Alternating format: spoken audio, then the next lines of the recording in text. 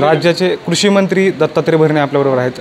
मामा, काय सांगाल, सध्या अतिवृष्टीमुळे शेतकऱ्यांना मोठा फटका बसल्याचं पाहायला मिळतंय. कर्जमाफीची मागणी केली जाते. खरं तर आपल्या सगळ्यांना माहिती आहे की मागच्या 4 महिन्यापूर्वी या राज्यामध्ये खूप मोठ्या प्रमाणामध्ये अतिवृष्टी झाली आणि त्यामुळं शेतकऱ्यांचं प्रचंड असं नुकसान झालं. साधारणतः राज्याचा जर विचार करायचा झाला तर एक अंदाजे आकडा आहे की 1,84,00,000 एकर हे पिकाचं नुकसान झालं. त्यामुळे निश्चित प्रकारे माझा शेतकरी अडचणीत आहे. शेतकऱ्यावरती हे खूप मोठं संकट आहे. शेवटी हे निसर्गाचं संकट आहे. हे काय कोणी एखाद्या मनुष्यामुळं किंवा कुठल्या निर्णयामुळे झालेलं नाही. हे निसर्गाचं संकट आणि या शेवटी या संकटाला माझ्या शेतकरी बांधवांना सामोरं तर जावंच लागणार आहे.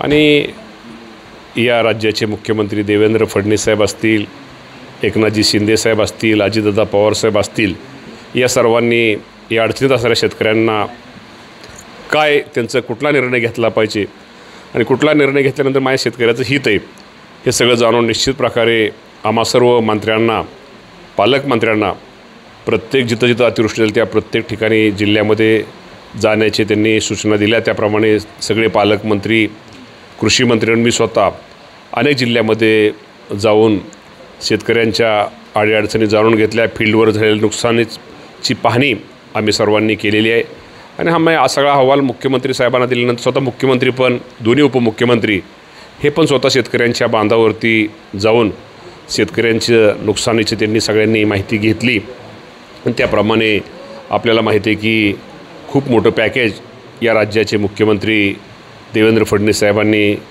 जाहीर केलेलं आहे आणि अजूनही पंचनाम्याचं काम थोडं अपुरं आहे. ते पूर्ण झाल्यानंतर जे शेतकऱ्यांना जे पॅकेज मुख्यमंत्री साहेबांनी जाहीर केलेलं आहे ते संपूर्ण पॅकेजची रक्कम किंवा मी मदत म्हणण्यापेक्षा मी एक सहकार्य जे काय शेतकऱ्याला द्यायचं हे ते निश्चित प्रकारे ती मदत ही शेतकऱ्यांपर्यंत थोडा उशीर होतो आहे पण ती पोचवली जाईल. मला या माध्यमातून, आपल्या माध्यमातून शेतकरी बांधवांना एकच सांगायचं आहे की जे सरकारने जाहीर केलेलं आहे, राज्य सरकारने जे जाहीर केलेलं आहे ते आपल्या सर्वांना ते मिळणारच आहे. पण त्यामुळे तुम्ही धीर धरा, काळजी करू नका, सरकार तुमच्याबरोबर आहे. शेवटी आता आपल्याला आपले असे अनेक संकट आपल्यासमोर ह्या अगोदर पण आलेले आहे आणि आपण त्या संकटाला पार करून आपण पुन्हा एकदा उभं राहिलेलं आहे आणि आपण सगळेजण पुन्हा उभं राहू. राज्य सरकार तुमच्याबरोबर आहे एवढं आपल्या माध्यमातून मी सांगतो. कर्जमाफीची मागणी सातत्याने केली जाते. तुम्ही काय निर्णय घेणार आहात का? कृषी मंत्री आहात. बाबतीमध्ये ही गोष्ट खरी आहे. माझा शेतकरी हा राज्यातला खूप अडचणीत आहे आणि अडचणीच्या काळामध्ये त्या शेतकऱ्यांना नक्की राज्य सरकारने पाठिंबा देणं, त्यांना मदत करणं, त्यांना सहकार्य करणं ही शेवटी राज्य सरकारची भूमिका आहे. आता अतिवृष्टीमुळं तुम्हाला माहिती आहे की साधारणतः 32,000 कोटी रुपयाचं पॅकेज आपण शेतकरी बांधवांसाठी दिलेलं आहे. कालच कृषी यांत्रिकरणाच्या माध्यमातून साधारणतः 36 लाख शेतकऱ्यांना कृषी विभागाच्या माध्यमातून ट्रॅक्टर असेल, अवजार असतील किंवा निरनिराळ्या प्रकारचे, त्यामुळं त्याचाही आपण सगळ्यांना ते जाहीर केलेलं आहे. ती मदत आपण राज्य सरकारच्या वतीनं देण्याचा प्रयत्न करतो आहे. कृषी विभागाच्या वतीनं ज्या काही योजना आहेत त्या योजना त्या शेतकऱ्याच्या बांधावरती जाऊन त्याचा शेतकऱ्याला कसा फायदा होईल, त्याचा कसा उपयोग होईल हाही आमच्या सगळ्यांचा प्रयत्न चाललेला आहे.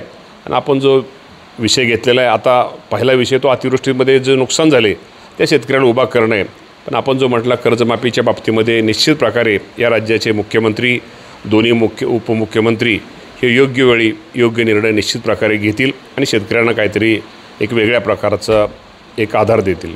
बच्चू कडूंनी काल एक विधान केले, आत्महत्या करण्यापेक्षा आमदारांना कापा. कसं पाहता बच्चू कडूंच्या विधानाबद्दल?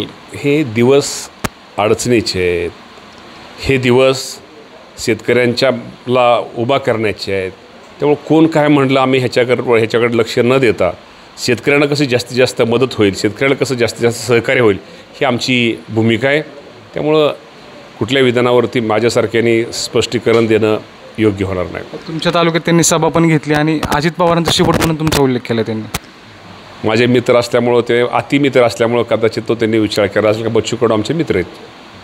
शेतकऱ्यांसाठी काय योजना राबवणार आहात का मामा तुम्ही? कृषी मंत्री आहात. म्हणून सांगितलं की शेतकऱ्यांसाठी यांत्रिकरणाच्या दृष्टिकोनातून खूप 4-5 वर्ष लोकांचे पेंडिंग काय ट्रॅक्टरचे जे सबसिडी आपण अनुदान देतो, ट्रॅक्टर असेल, अवजार असेल, साधारणतः 4 ते 5 हजार कोटी रुपये त्याला लागतील. एक खूप मोठं आपण ते यांत्रिकरणाच्या माध्यमातून शेतकऱ्यांना बांधवांना दिलेलं आहे.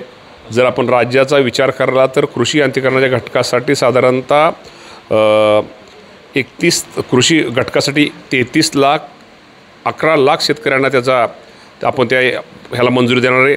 आणि मंजुरी देणाऱ्याची संख्या महा-DBTवर आपल्याला माहिती आहे की अर्ज प्रथम येणाऱ्यास प्रथम प्राधान्याप्रमाणे साधारणतः आपल्याकडं 44 लाख अर्ज हे पेंडिंग होते. त्या अर्जापैकी आपण त्या सगळे जास्तीत जास्त ते अर्ज सगळे पेंडिंग अर्ज ते पूर्ण करतो आहे. त्यामुळं शेतकऱ्याला त्याचा निश्चित प्रकारे फायदा हा निश्चित प्रकारे होणार आहे. स्थानिक स्वराज्य संस्थांच्या निवडणुका येऊ पाहतात, कशी तयारी असणार आहे तुमची? तयारी शेवटी प्रत्येक पक्षाला अधिकार आहे की स्वतःचं सीट्स कसे जादा मिळतील, झेडपीला कसे मिळतील, पंचायतीला कसे मिळतील, उद्या तुमच्या बाकीच्या ज्या महानगरपालिकेला कसे मिळतील. तर शेवटी प्रत्येकजण स्वतःच्या पक्षाचा प्रयत्न सीट्स वाढवण्यामध्ये जागा कशा जास्त मिळतील त्यासाठी राहणार आहे. त्यामुळं प्रयत्न तर आहे आणि निश्चित प्रकारे प्रत्येक पक्षाची, मी आमचा राष्ट्रवादीच म्हणत नाही, प्रत्येक पक्षाची भूमिका हीच राहणार आहे. मतचोरीचा आरोप केला जातो. आता या बाबतीमध्ये जे कोण म्हणतील त्यांनाच विचारा. आता मतचोरीच्या बाबतीमध्ये आता इथं मी बसलो आहे, भरणेवाडी हे गाव आहे, भरणेवाडीत मला जास्त मतं मिळालेली आहेत, बावड्यामध्ये हर्षवर्धन पाटलाला मतं जास्त मिळालेली आहेत. त्यामुळे आता त्यांना मला वाटत नाही इंदापूरचा जर प्रत्येक आता आपण आपल्या तालुक्यावर जो आपण राज्याचं न भाऊ प्रत्येक बूथला ज्या जो कार्यकर्ता खंबीर आहे तिथं जिथं खंबीर कार्यकर्ता आहे तिथं हर्षवर्धन पाटलाला मतं जास्त मिळाले आहेत, त्यांचा कार्यकर्ता खंबीर तिथे मिळाले आहेत. जिथं माझा कार्यकर्ता खंबीर आहे किंवा जिथं गाव पातळी मी काम केले तिथं मला जास्त मतं मिळालेली आहेत. त्यामुळं असं म्हणणं निश्चित प्रकारे चुकीचं आहे. शेवटी पराभव हा मान्य करायचा असतो. त्यामुळं पराभव हा विरोधकांनी मान्य केला पाहिजे. हे असलं म्हणण्यामध्ये काय अर्थ नाही आहे. विरोधक एकटवलेत सगळे. स्वागत आहे, उलटं बरं झालं, ते सगळे एकटवलेच पाहिजे. विरोधक शेवटी विरोधक पण पाहिजेच.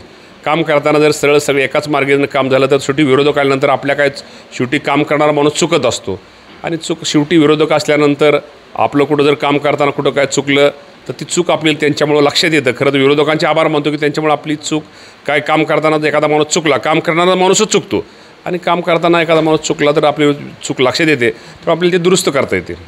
मग 2 ठाकरे एकत्र येताना पाहायला मिळते, कसं पाहता तुम्ही? आनंद आहे. शेवटी भाऊभावांनी एकत्र, शेवटी रक्ताचं नातं महत्त्वाचं असतं आणि शेवटी 2 भाऊ एकत्र येत असतील तर आपल्याला पण निश्चित प्रकारे एक आनंद झालाच पाहिजे. 2 राष्ट्रवादी एकत्र होतील, पवारसाहेब अजितदादा? हा प्रश्न तुम्ही अजितदादा आणि पवारसाहेबांना विचारला तर बरं. मला काय वाटतं, तुम्ही पक्षामध्ये काम केले, एकत्र राहिला, पवारसाहेबांवर तुम्ही काम केले, पवारसाहेब पण कृषी मंत्री होते. शेवटी एकत्र झाल्यानंतर शेवटी आनंद आहेच ना. शेवटी 2 भाऊ म्हणजे आपण मगाशी 2 भावांचं आपण स्वागत केलं, तसंही दोघं जर एकत्र येत असतील तर आम्हाला ताई आणि दादा जर आम्हाला आनंदच आहे नक्की. हे आपल्याबरोबर राज्याचे कृषी मंत्री दत्तात्रय भरणे होते. दीपक पडकर, मटा ऑनलाईन, बारामती.